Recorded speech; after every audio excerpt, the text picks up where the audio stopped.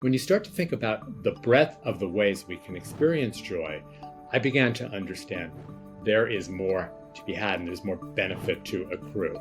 I'm not really a joyful person. I'm kind of the show me this glass that is half empty, even though it's three-quarters full. I was called Eeyore by some of my friends. So this pursuit of happiness is a pursuit of an ideal state or a euphoria state that isn't really synergistic with modern life. We cannot control so much of what happens to us. If we have any way to leverage that, it is how we respond to what happens in our world. The shift happens when you sort of lean into the positive, and then you wake up on the right or the better side of the bed. So one of the practices to build energy involves finding there is no growth in comfort and no comfort in growth. Yet the big leaps are how careers are made and how businesses excel. So how do you master not knowing at all or feeling like an imposter? How do you have the conversations that lead to trust and, of course, excellence? How do you take charge of the things that you can control? How do you thrive outside your comfort zone? That's what this podcast is about. I'm your host, Wanda Wallace, and it's time to get out of your comfort zone. Welcome to the conversation. All right,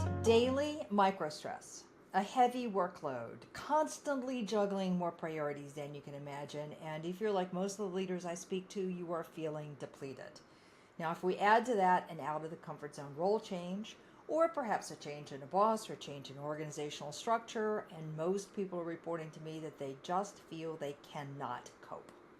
All right, so if that isn't enough, just add any of the global news headlines in to boot, okay? Yet I know, and you know too, that you will be a far better leader if you can find a way to rebuild energy. Something I have been talking about for the last 4 years, the need to do it. I see it every day in people's leadership. So one of the practices to build energy involves finding joy. Now, before you say, that's it, I can't find joy, what do you mean by joy?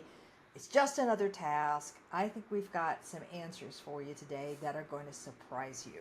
They certainly have surprised me, so I think you're going to find the same. So stay with us. Here's the book, Joy, on the Joy You Make. So my guest today is Steven Petrow. He's an award-winning journalist and a book author with a number of books, known for his Washington Post and New York Times essays on aging, health, and civility. His TED Talk, 3 Ways to Practice Civility, has been seen by nearly 2 million and counting, translated into 16 languages. I probably don't need to say more about Steven's impact. The Joy You Make has been receiving publicity right, left, and center. So have his prior books, Stupid Things I Don't Do When I Get Old, or I Won't Do When I Get Old. One of his first ones, The Complete Gay and Lesbian Manners, and on we go. So Steven, it's a pleasure to have you on the podcast. Well, Wanda, it is a pleasure to be with you. We were just talking a little while ago. We've known each other across 2 centuries now. It is indeed a pleasure. It is Yeah. indeed a pleasure. And it's been fun to watch your writing and all that has progressed and come out of that. And I'm super excited about this book. So before we go into the details of the book, I want to know why. Why did you had tons of accolades in your name, tons of books, tons of writing. What started you on this journey about joy? Well, it's a great question because I'm by day I'm a journalist and I'm a columnist for the Washington Post, and I often choose topics in the health science area that are both of interest to me professionally, but interest or necessary to me personally. And I had one year, it was 2017, that was particularly challenging. In January, my mom died. In April, my dad passed. And then in between, I separated from my husband. And by the end of the year, my sister had been diagnosed with ovarian cancer, which is not a good cancer. That was really weighing on me. And I felt burdened and like many people are, and we went then into the pandemic. And it seemed like there just wasn't much joy in this world. And so I started to do some reading, and I learned a lot on this, and I came into it with a lot of misconceptions, and one of them was that to experience joy, you need to have what is called like the Big Bang Theory of joy, which is, that is New Year's Eve. We've all just had that. There's July 4th, there's weddings, there are anniversaries. Those are sort of, the loud joys. And they don't happen that often. And so many of us feel like, well, then we're not experiencing joy. But as I came to read the literature and a lot of the research studies, there are many different kinds of joy sort of under that umbrella. And there's serene joy, there's spiritual joy, there's vulgar joy, there's sexual joy. There's the joy that comes in pride, and and then one of my favorites, not favorites, is Schadenfreude, which is the joy or delight we take when someone we know, has a misfortune. I think people know what that is, even if we don't want to cop to it. So, when you start to think about the breadth of the ways we can experience joy, I began to understand there is more to be had, and there's more benefit to accrue. Okay. All right, I just have to say, 2017, this is even pre-pandemic, so we don't have the pandemic on top. That's a lot to digest in 1 year, Stephen. I think that would knock anybody off their, kind of baseline satisfaction with life. It would, but as I've come to see, my events might have been a little bit squished on the calendar, but people are going through many different kinds of challenging things, and we all kind of interpret it different ways. So it can be family, it can be in the workplace, it can be in the political sphere. It is all out there, and no one is immune from these kind of stressors. And the Surgeon General has declared, we're in an epidemic of loneliness. Mental health problems have risen and risen from before the pandemic, and then through the roof through the pandemic. So I think no one is immune from this, unfortunately, and we can all benefit from different ways to think about joy and different strategies to accomplish it. Right. Well, you're right. None of us are immune, and I don't want to say that this work and your book are only relevant if you're going through a traumatic event. I want to say I think it's relevant for everybody all the way through, regardless how it is that you're feeling, just that sense of rebuilding. Okay, so let's do some definitions because lots of people use the word joy, happiness, positivity, and mix them all together, and you don't mean that. So tell us what you do mean. Right, and especially happiness and joy. And here I was an offender to start off with as well. I thought they were synonyms, and that was fine.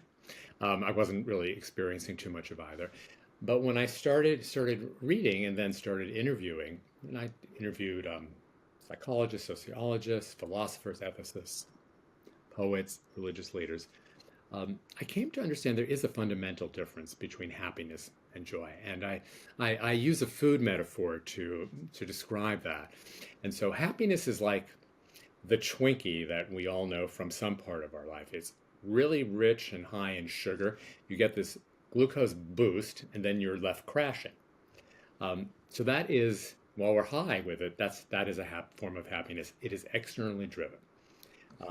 The comparison is a hearty whole wheat muffin, which it's low on the glycemic index. You're not going to get that big rise. You're not going to get dumped either, and it's kind of a steady state. It's a sense of satiation and almost contentedness in a way. And in a sense, that represents joy because that is also coming from within. And part of what my research told me was joy inhabits us. We don't always, experience it or feel it, but there are ways to do that. And so the Twinkie and the whole wheat muffin is one way. And then the other food metaphor that I bring into this is if I, Wanda, were to eat a brownie. I've been making Katharine Hepburn brownies and just eat it myself. I'm going to feel happy and a little fatter.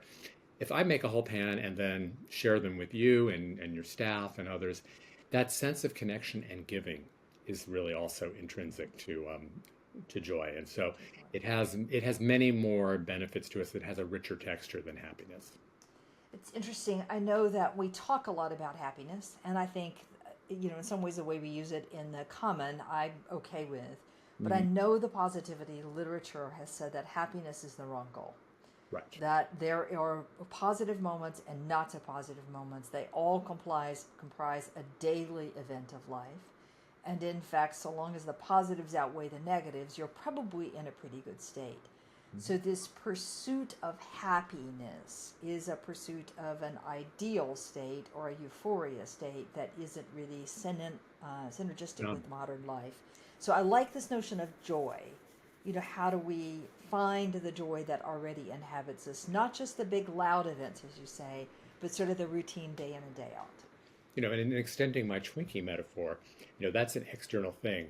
We often think, so in the same way, getting a job promotion, going on a fantastic vacation, those are also things that come from the outside that are sometimes not within our control. So that's another reason to lean into joy. Right, right. Boy, and I see so many people who get their extrinsic motivators driven by the kudos from my boss, the feedback from somebody, the bonus, the promotion, the title, all those extrinsic factors over which you have very little control. And it may have a momentary joy, but it certainly doesn't carry you through the year, in spite of how much we might want them. All right, so joy, I get this. So now you've done all these interviews, you've done all this personal this personal work, thinking, writing. What did you learn? Yeah. So, you know, I learned quite a bit. So first of all, I came into this thinking I'm not really a joyful person. I'm kind of the show me this glass that is half empty, even though it's three quarters full.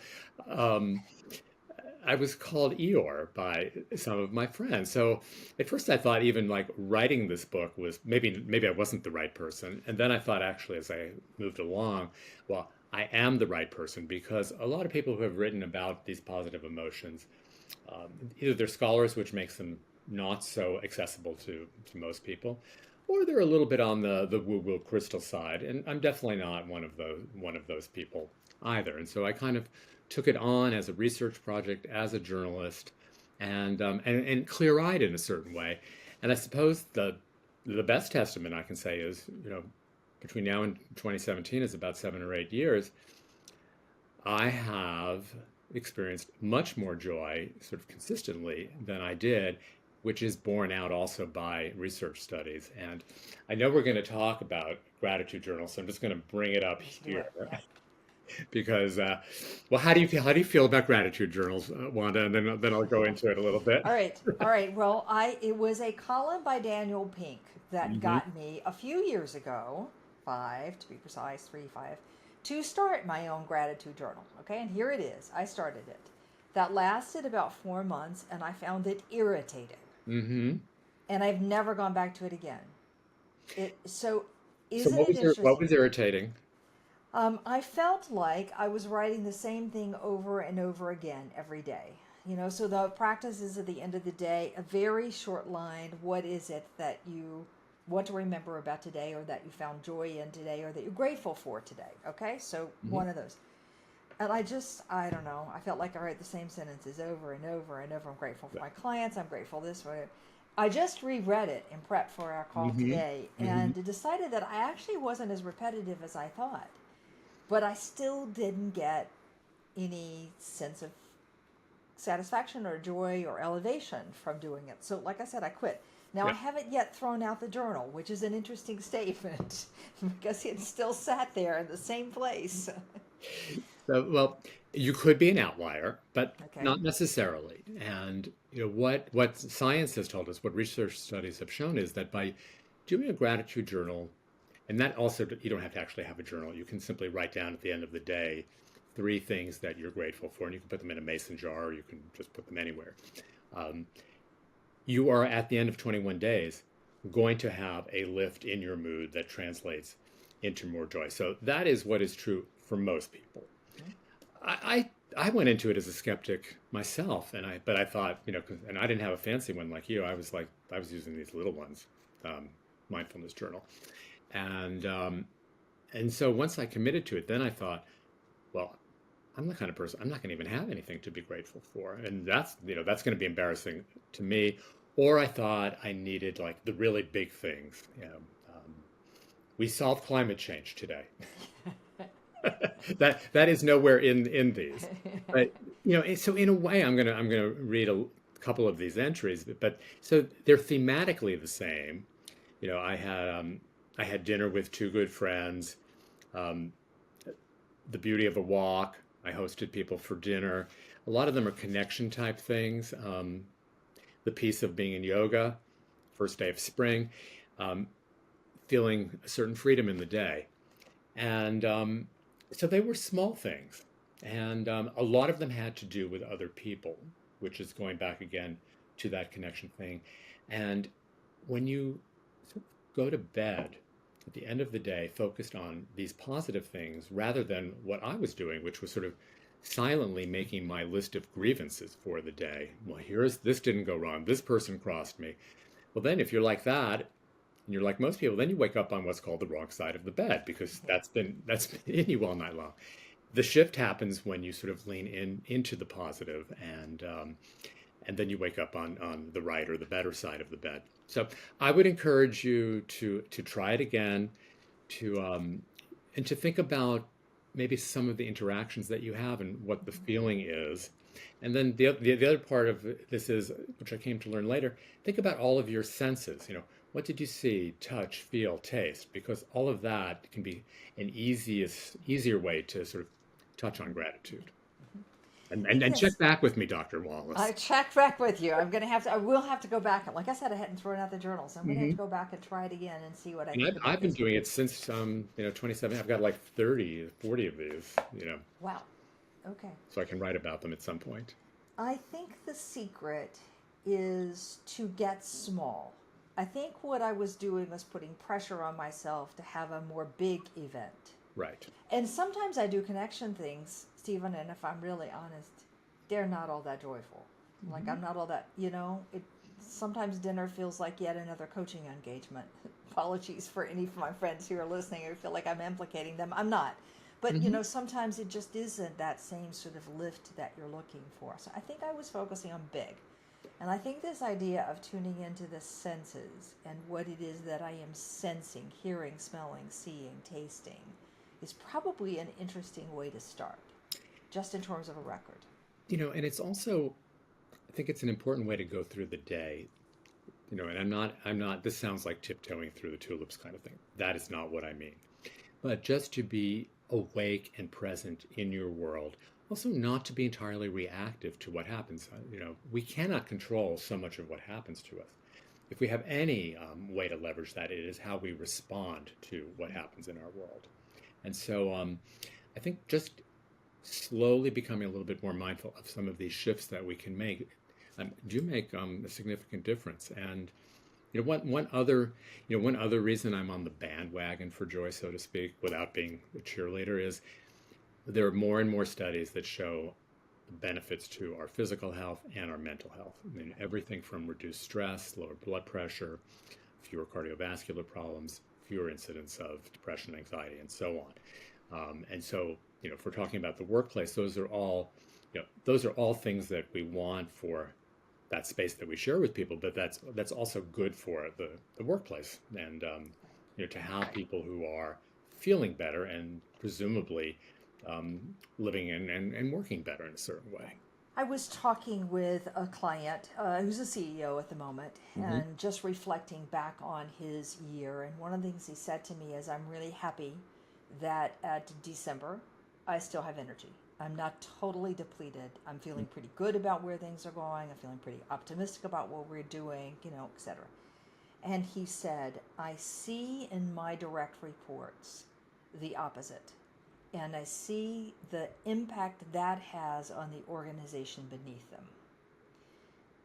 So, and when you get to see that, so you're not caught in your own crazy cycles, and Hmm. you've got your own sense of energy and balance and pushing forward and feeling joy, optimism, then you begin to see other people around you who don't, and you begin to see the knock on consequences. I recognize it in terms of coaching, but boy, is it rife all over organizations and would make a massive difference if we got this straight.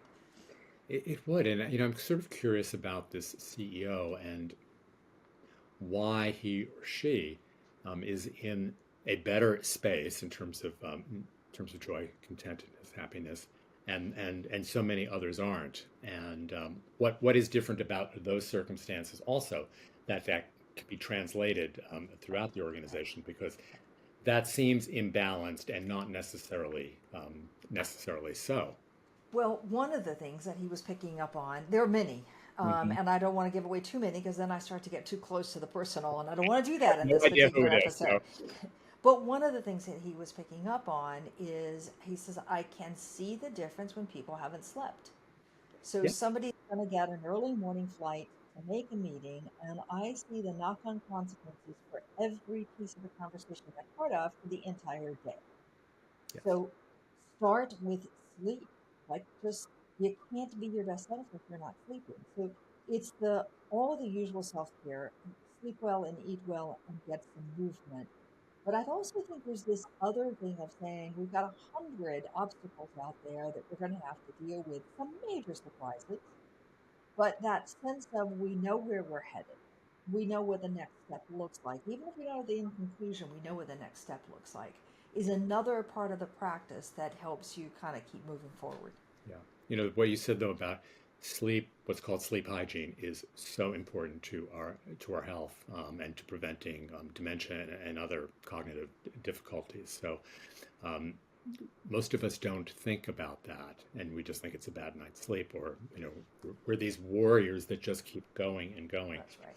And I guess I also want to add in here, we're taping this not long after the CEO of United Healthcare was assassinated, and many of my friends who are in corporations, who are in the C-suite, have been truly shaken by this event, and what that can possibly mean to them, and also the vein that it has tapped into, um, sort of anti-corporation or anti-healthcare corporation. So this is a way that is completely unpredicted, and yet I think we can moderate some of that if we have a strong foundation to rely on, and if we have a certain type of practice that we do, Right. whether it's gratitude, whether it is smiling at people, even, and this is so funny, Wanda, smiling, even if you're not feeling smiley yourself, has this benefit of transmitting, sort of the dopamine effect. And so I don't walk around on the street just smiling at people, but it really, it's a benefit that way. Doing things for others, sort of this, you get what's called a helper's high Yeah. of doing that, and then you feel good. You get, again, that dopamine. That's part of this joy, and it makes you want to do it some more. And then what Jamil Zaki at Stanford has shown is, if you're the benefit, you are much more likely to do something joyful or kind or generous for someone else. So we don't often think about joy being a viral emotion. We think about the negative ones being viral, copycat murderers and so on. But it works both ways, It works both the ways. techniques. Right. I have to do a funny story. So, as you know, Stephen, I grew up in North Carolina, so in the South, with all the usual Southern traditions. One of those traditions is that you greet people on the street. I don't care if you've never seen them before. You walk into a store, you've got to spend 30 seconds at a minimum saying hello and how are you doing and having some nice chit-chat conversation. It's Hmm. just socially appropriate. And in fact, one of the funny things is when you're driving in the rural South and you pass a fellow driver, you have a very clear signal from the steering wheel, which is a finger or two lifted from the steering wheel, which I think is hilarious. I've seen that in other countries too, by the way. But when I moved to New York, I decided this degree of civility, of speaking to people on the street, was unheard of in New York, but I was going to do it. Now, not in Times Square. That's a little bit over the top. But on my street, in my neighborhood, Hmm. just speaking to people. And it's another one of that sense of just a hi, a smile and a hi. That's it. Nothing more. I'm not trying to do a weird conversation on the streets. But it has that same, and I know this research, when you smile at other people, independent of your mood, they tend to reciprocate and everybody feels better. So have you changed New York City, Wanda? No. But if I change 5 people right around me, then that's Yeah. 5 more pleasant interactions I have in the course of a day. Okay, check. So that's really interesting to hear. So I'm in Hillsborough, North Carolina, which is not far. It's in the Raleigh-Durham area. And this thing still continues in cars, and I love it. It's a way to say, I see you, I acknowledge you. Hmm. We're on this road together. Yeah. And so much of what I learned in doing this book is we feel unseen. We don't Hmm. feel that we're heard, you know, often, and worse in the workplace. And that is what so many people, they feel deficient in, and that can be made up by some of the most simplest things, including saying hello, Right.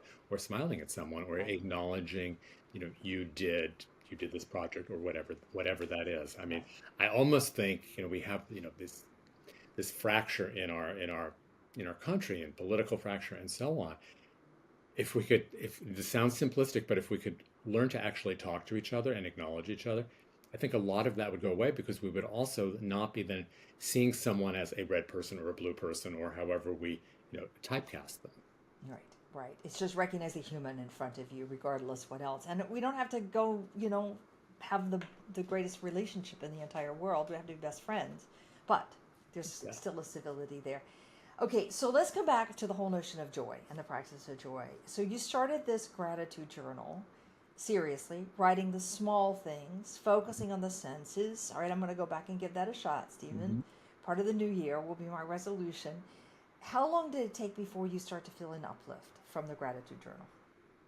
I would say by the second week, I started to see, well, I was paying attention in a different way, because I wanted to be able to have things to write down and to remember them. It wasn't like I was creating new situations, but I was observing myself in the world. Okay. And I don't know if it's sort of an extension of that is when people go on vacation, I see everybody taking photographs of where they are. Nobody's actually experiencing where they are. It's all through the viewfinder.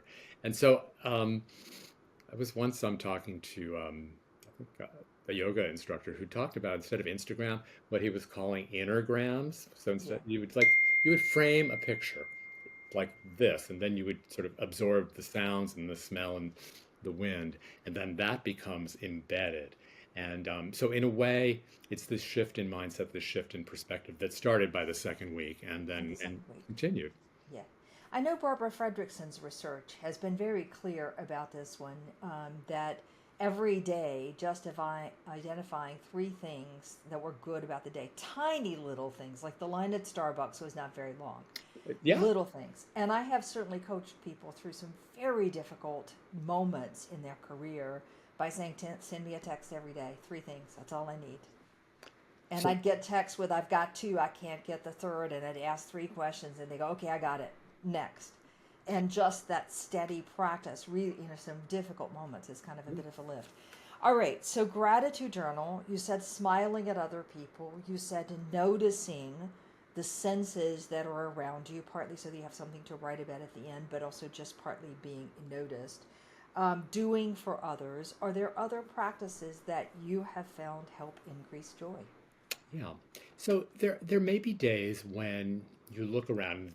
I have these days still, and even with the small things, I'm not necessarily seeing it.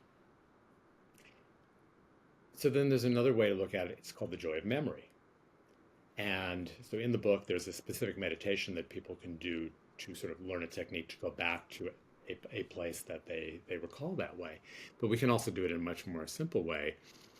You'll appreciate this. So when I was sent off to Duke, where we went in 1974, my mother gave me a copy of The Joy of Cooking. Yes. And ever since then, I have used that book, and I remember the recipes that she made. And so, in some of the darker times, especially after she died, I would go to that cookbook and make, some dishes that mom had. And then you're kind of, through taste and memory and so on, you're transported, and you can feel that joy.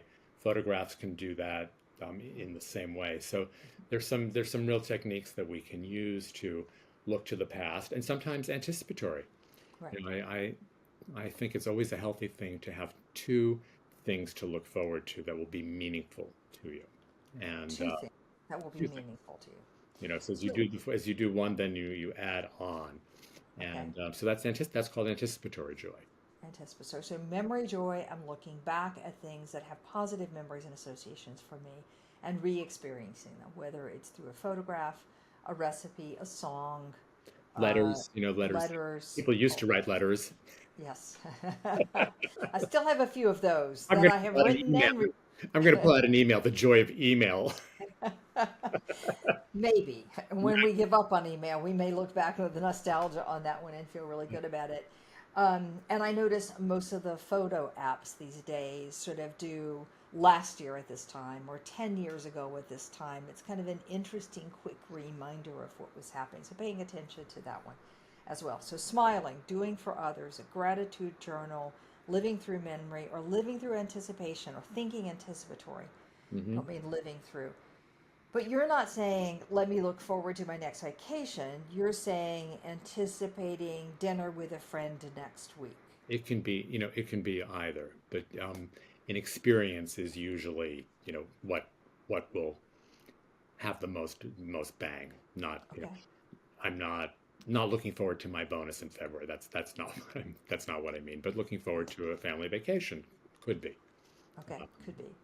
for sure. Or something I'm going to do, or a museum exhibit I'm going to see, or whatever, a walk I'm going to take, whatever it is. Yeah. We're looking forward to it. Okay. And you can double up a little bit because I have a chapter called "The Joy of the Blue," Uh and huh. that's based on a lot of the work of a fellow Duke alum of ours, Wallace Nichols, who went by Jay Nichols, and about the power of water to be a healing force, a centering force.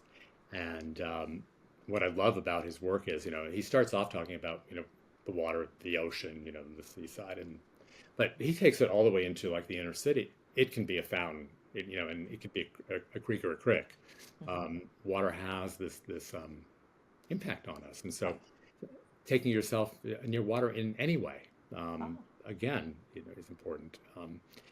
For some people, um, and I talk about this in different ways in the book, trying to make a space for yourself that is kind of off the beaten path or allows you a little bit of time and space. And so when I lived in San Francisco, in the midst of the AIDS epidemic in the late 80s, early 90s, a friend of mine who was also a volunteer at the San Francisco AIDS Foundation said, "Let's get lost."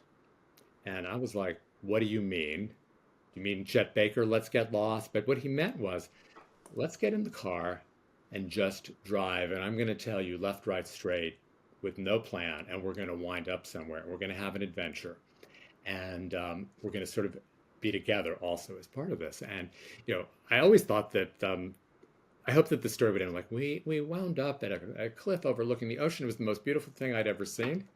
We wound up in Martinez, which is full of oil plants, and it was spewing. But that was secondary to this sense of we're not following the prescribed route. We're kind of going off, off on our own, and I say, be careful about that these days. And if you're going to do it in a city, Yeah. Right. definitely take a friend. Don't get lost by yourself. But creating that kind of space where you can be, where you allow yourself to feel, again, allow yourself to connect with someone. Um, it's important. Right. We don't have enough of that time. I mean, I'll just tell you this. So, 2 cars ago, I bought a car, and I did not want the navigation system because I wanted to actually figure out how to drive from point A to point B myself and see what was around me. And people at the dealership thought I was nuts.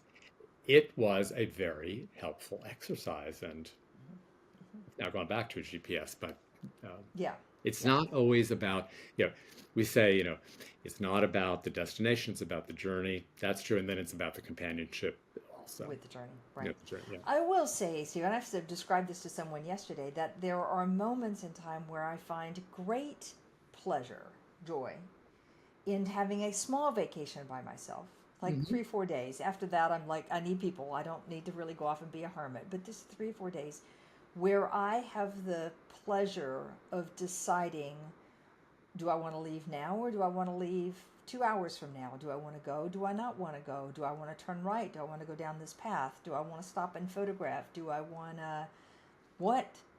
And just do what I want to do in the moment that I want to do it in.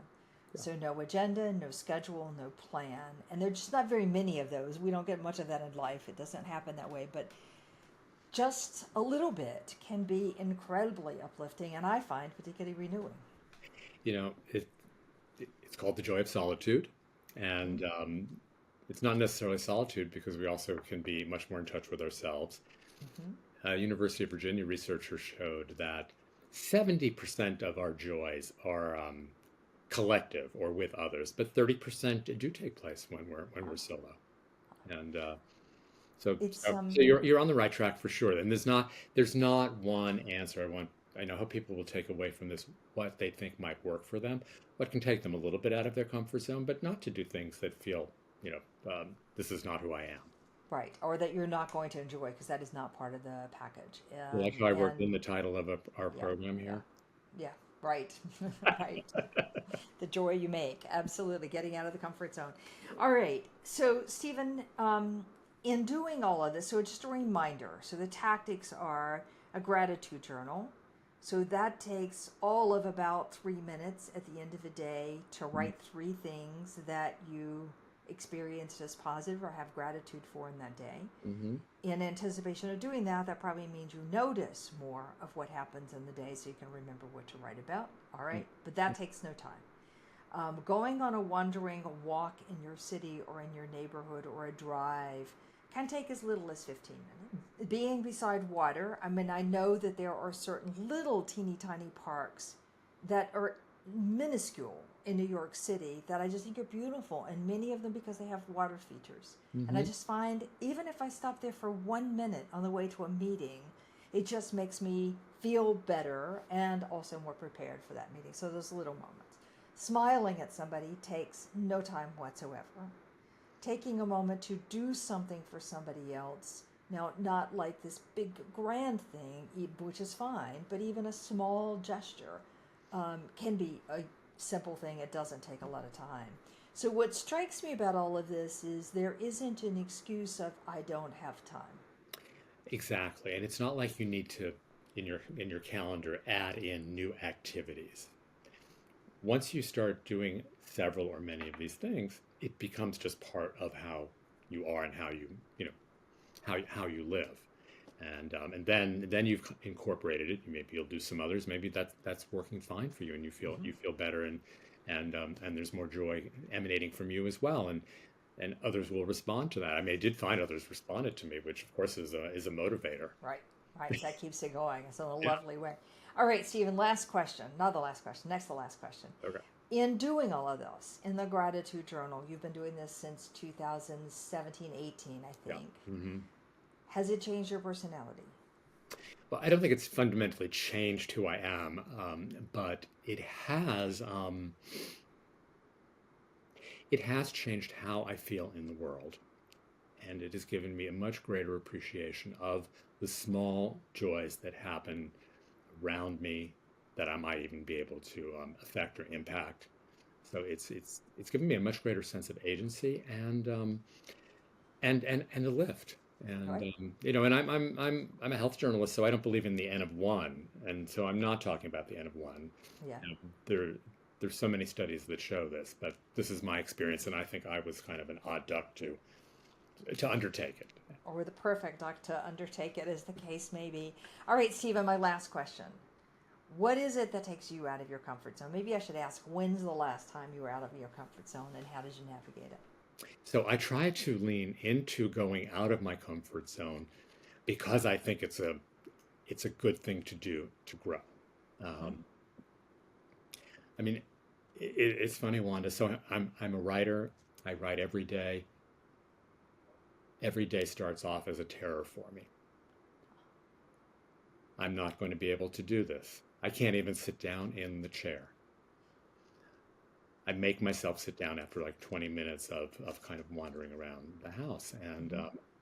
so it's like the most basic thing to what I do, my identity and my livelihood, that it takes me out of my comfort zone every single day.